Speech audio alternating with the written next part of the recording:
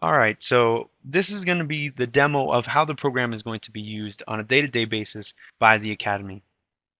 So when it's first launched, it comes up with a pretty simple screen here, and it's got 4 buttons, and the buttons are input new problems, edit problem answers, edit problem details, and display queries. So we're going to start off by inputting new problems into our database.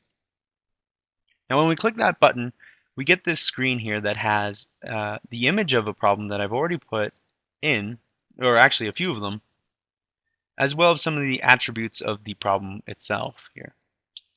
So it's a very simple screen, and to input a new problem, all you have to do is open up wherever you may have the problem. So in this case, it is a PDF file.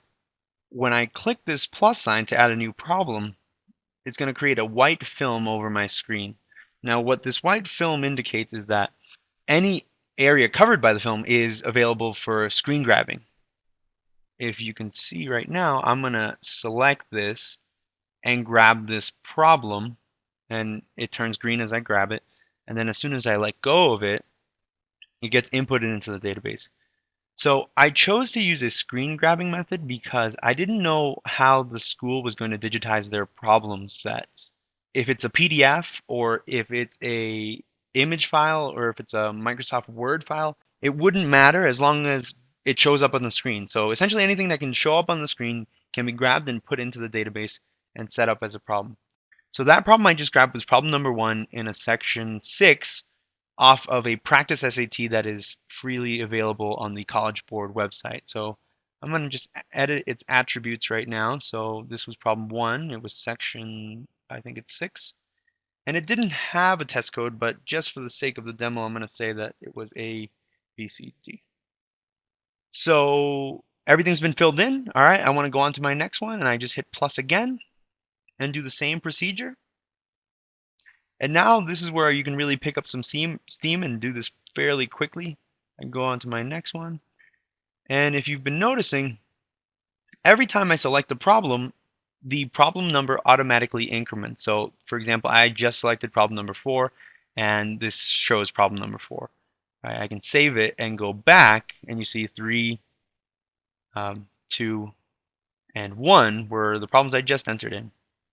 So if I try to enter another one now, but for whatever reason I don't grab what I wanted to grab, for example, I just grabbed that much, this is fairly useless, so I don't want this. I can delete it just by hitting this X right here, and it instantly gets rid of it, and I can go back to entering my test problems. So very easy. Again, this will work on anything. It could be from the internet or from a Word document or from an image file. It doesn't really matter.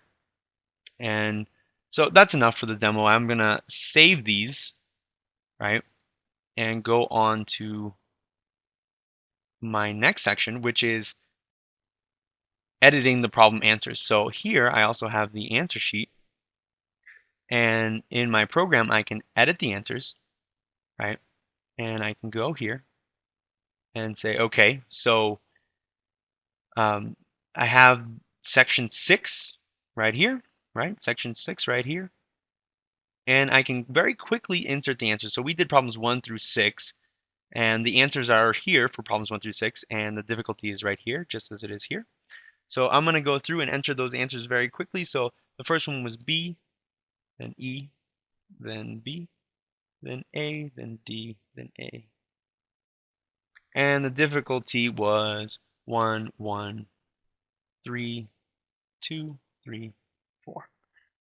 And I hit save when I'm done, and that's it. So those first 2 screens are built for speed. Basically, it's usually going to be an intern that's going to be doing it, or maybe a secretary that's going to be doing it. So they don't need to have intimate knowledge of the subject matter. They just need to be able to use the program to enter the problems into the database. So here you can enter them very quickly depending. I chose A, B, C, D, so this test showed up first, but I could also pull down here, and all of this combo box is populated from the database. So I can go on to one that I've already done earlier when I was uh, prepping the presentation. So here I have one that's almost all completely filled out, and I can switch back and forth between them relatively easy. So let me just save to make sure I have it and close. And now my start screen comes back up and says, what would you like to do? I want to now edit my details. So editing the details is going to be the job of the academic director, Joe Turton, or it might be the job of some of the professors. To start, we hit edit details, and it brings up this screen here, which is much more detailed. And as you can see right here, we have the problems that we just put in, right? And so this is the very first problem we put in, and it has everything that we put in as far as some of the first attributes. So it's subject math, the difficulty, the answers that we just put in. And now, based on the criteria that we defined earlier, we can tag the problem. So here, it might look overwhelming at first, all of this information. But the way it's broken down is by the way we teach it at the academy.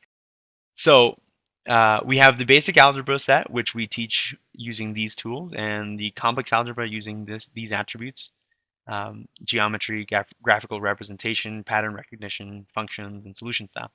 So anybody that's familiar with this or who teaches at the school will be able to categorize these problems fairly quickly. So for example, this problem, you can tell has a sequence at the beginning. It even says sequences right here. So it says in a sequence above, the first term is 4, and each term after the first is 7, more than the previous term. What is the 12th term of the sequence? So I know right off the bat that, first of all, this problem is text-based, and it uses sequences and logic, and maybe basic algebra. And that's it. So I would hit next. That problem has been categorized.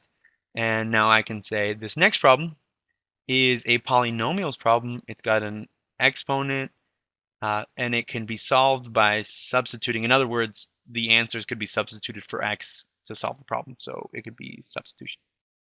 And every time I hit next, all the checkboxes that I've checked clear for the next problem.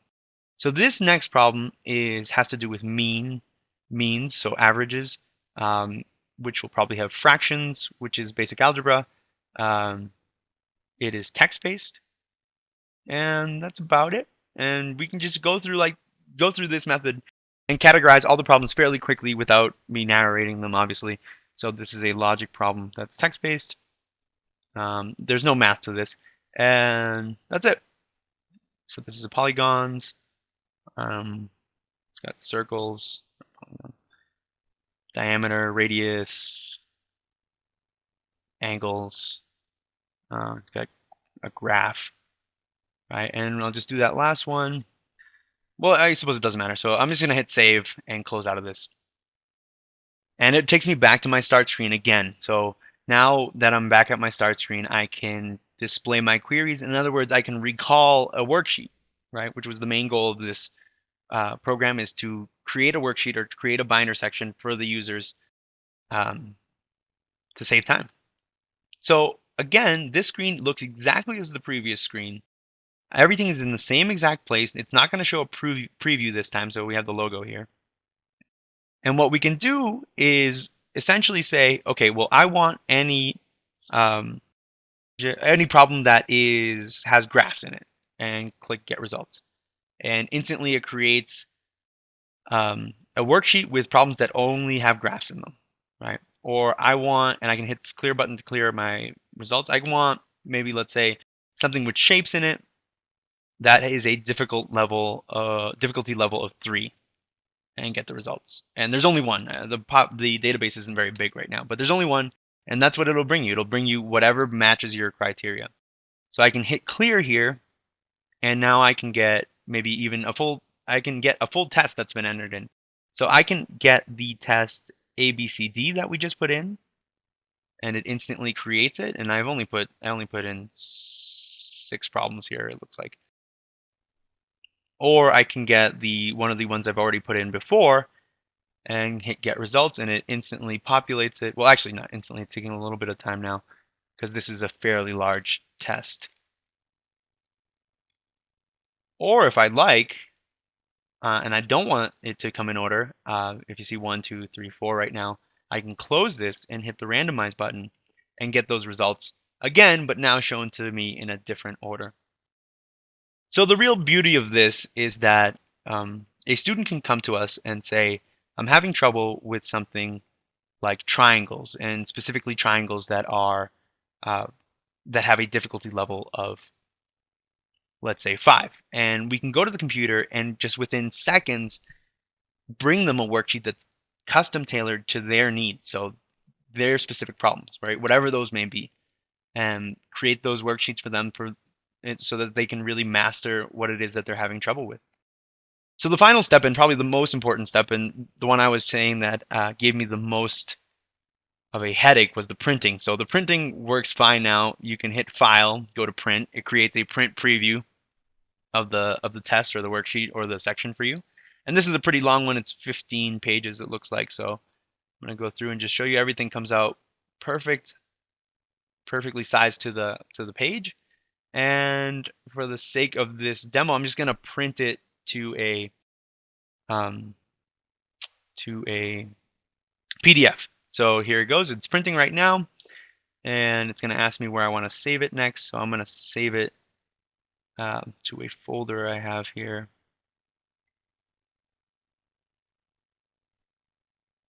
Here it is, presentation. And I'm going to call this the new SAT. Save it. And it should be saved by now. I'm going to close this and open up that folder.